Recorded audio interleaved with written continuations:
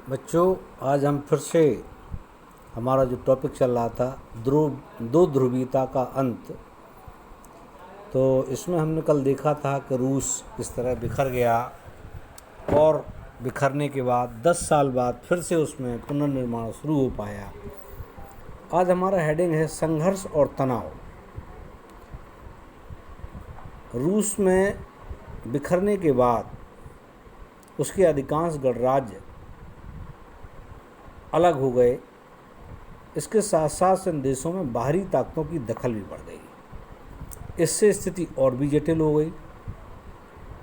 भाई, पहला कष्ट तो रूस को ये है कि उसके गणराज्य उससे टूट गए। यहाँ तक ठीक था, लेकिन अब उन देशों के अंदर, उन गणराज्यों के अंदर दूसरे देशों की दखलंदाजी बढ़ गई।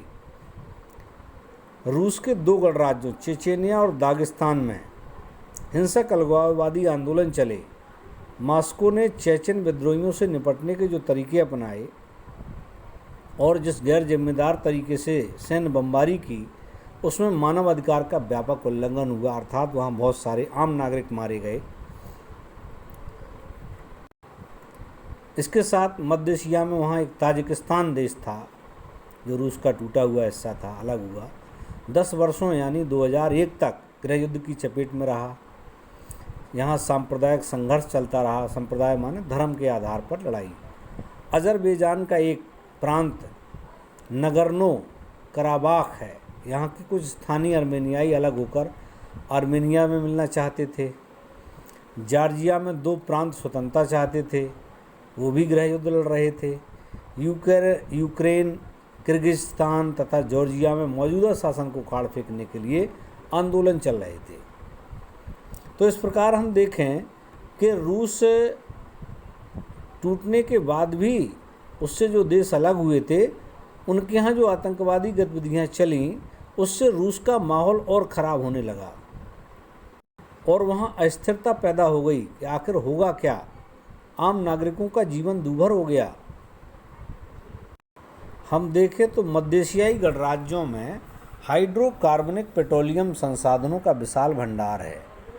इससे इन गणराज्यों को आर्थिक लाभ हुआ, लेकिन इसी कारण से यह क्षेत्र बाहरी ताकतों और तेल कंपनियों की आपसी प्रतिस्पर्धा का अखाड़ा भी बन गया। माने वहाँ जो बाहरी तेल कंपनियाँ थीं वो दखलंदाजी आके करने लगी मध्य एशिया में। यह क्षेत्र रूस, चीन और अफगानिस्तान से सटा है तथा पश्चिम एशिया से नज़दीक है। सितंबर 2001 में 11 सितंबर 2001 की घटना है कि जब अमेरिका इस क्षेत्र में सैनिक ठिकाना बनाना चाहता था, उसने किराए पर ठिकाने हासिल करने के लिए मध्य एशिया के सभी राज्यों को भुगतान किया। मानो जो छोटे छोटे देश थे रूस से अलग हुए थे, उन सारे देशों को इसकी कीमत दी उसने। चीन ने भी यहाँ पर दखलंदाजी शुरू कर दी। खनिज तेल जैसे संसाधन की मौजूदगी के कारण चीन के हित भी इस क्षेत्र से जुड़े थे, अतः चीनियों ने भी सीमावर्ती क्षेत्रों में आकर व्यापार करना शुरू कर दिया। तो हम देखें कि ये इस क्षेत्र में पूर्वी यूरोप में चेकोस्लोवाकिया शांतिपूर्वक 2 भागों में बट गया। चेक तथा स्लोवाकिया नाम के 2 देश बने। लेकिन सबसे गहन संघर्ष बाल्कन क्षेत्र के गणराज्य यूगोस्लाविया में हुआ, जहाँ 1991 के बाद यूगोस्लाविया कई प्रांतों में टूट गया और उसमें शामिल बोस्निया हर्जेगोविना, स्लोवेनिया, क्रोएशिया ने अपने को स्वतंत्र देश घोषित कर दिया, जहां नाटो को हस्तक्षेप करना पड़ा। यूगोस्लाविया पर बमबारी हुई और जातीय संघर्ष ने गहरे युद्ध का रूप ले लिया। तो इस प्रकार हम देखें कि रूस के बिखरने के बाद भी उसके जो गणराज्य अलग हुए थे, उनमें और ज़्यादा भयावह स्थिति हो गई, क्योंकि उनमें बाहरी देशों की दखलंदाजी बढ़ चुकी थी। जहाँ तक भारत की चर्चा करें कि भारत का इन साम्यवादी देशों के साथ क्या संबंध रहा, तो भारत में साम्यवादी रह चुके सभी देशों के साथ अच्छे संबंध कायम किए हैं, लेकिन भारत के संबंध रूस के साथ सबसे ज़्यादा गहरे हैं। भारत की विदेश नीति का एक महत्वपूर्ण पहलू भारत का रूस के साथ संबंध ही है। भारत रूस के आपसी संबंध इन देशों की जनता की अपेक्षाओं से मेल खाते हैं।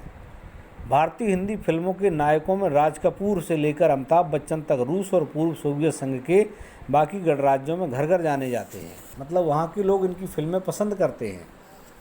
आप इस क्षेत्र में हिंदी फिल्मी गीत बजते सुन सकते हैं। इससे हम अनुमान लगा सकते हैं कि वो किस कदर भारत के साथ उनकी संस्कृति का आपस में तालमेल है और भारत यहाँ के जनमानस का एक अंग है। आज भारत और रूस दोनों का सपना है कि बहु ध्रुवीय विश्व व्यवस्था हो, अर्थात जिसमें सत्ता का कोई एक केंद्र ना हो करके सत्ता बटी हो। इसका आशय है कि अंतर्राष्ट्रीय फलक पर कई शक्तियाँ मौजूद हों, सुरक्षा की सामूहिक जिम्मेदारी हो, यानी किसी भी देश पर हमला हो तो सभी देश उसे अपने लिए खतरा माने, क्षेत्रीयताओं को ज़्यादा जगह मिले। क्षेत्रीयताओं माने जो स्थानीय देश हैं अलग अलग क्षेत्रों के, उनकी अपनी संस्कृति को भी महत्व मिलना चाहिए। अंतर्राष्ट्रीय संघर्षों का समाधान बातचीत के द्वारा ही हो, हर देश की स्वतंत्र विदेश नीति हो, संयुक्त राष्ट्र संघ जैसी संस्थाओं द्वारा फैसले लिए जाएं तथा इन संस्थाओं को मजबूत, लोकतांत्रिक और शक्ति संपन्न बनाया जाए।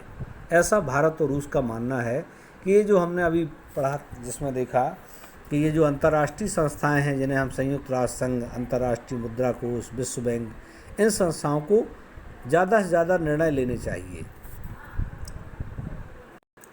भारत को रूस के साथ अपने संबंधों के कारण कश्मीर, ऊर्जा आपूर्ति, अंतर्राष्ट्रीय आतंकवाद से संबंधित सूचनाओं के आदान प्रदान, पश्चिम एशिया में पहुंच बनाने तथा चीन के साथ अपने संबंधों में संतुलन लाने जैसे मसलों पर फ़ायदे हुए हैं। रूस को इस संबंध में सबसे बड़ा फ़ायदा यह है कि वह भारत रूस के लिए हथियारों का दूसरा सबसे बड़ा खरीदार देश है।